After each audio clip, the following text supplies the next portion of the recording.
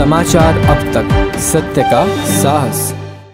नागपूर येथील हजारी पहाड निवासी आदिवासी समाजातील दीपाली रणजित उईके यांच्या घराला गुरुवार 18 जानेवारी 2024 ला आग लागून 2 चिमुकल्या मुलांचा दुर्दैवी अंत झाला व सर्व सामान जळून नष्ट झाले।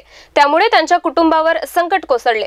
अखिल भारतीय आदिवासी विकास परिषद विदर्भ विभाग द्वारा प्रकल्प अधिकारी एकात्मिक आदिवासी विकास विभाग नागपूर यांना उपरोक्त कुटुंबाला तत्काळ शबरी घरकुल योजना व आपत्ग्रस्त सहायता निधी अंतर्गत आर्थिक मदत करावी अशी मागणी करण्यात आली। यावेळी नितीन इसोकर त्यांनी तत्काळ 50,000 रुपयाची मदत करायचे व लवकरच शबरी घरकुल योजनेचा लाभ देण्याचे आश्वासन दिले।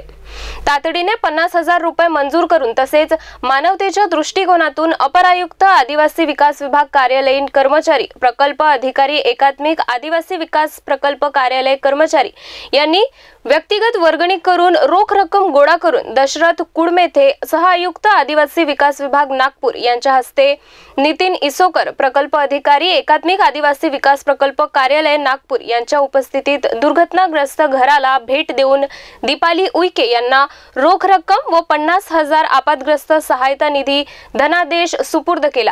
यावेळी दिनेश अंबादास शेराम, विजय परतिके, स्वप्नील मसराम, राहुल मडावी, विनोद मसराम, अजय कुंभरे, सुरेंद्र नैताम, यशवंत मसराम उपस्थित होते। समाचार अब तक ब्यूरो रिपोर्ट नागपूर।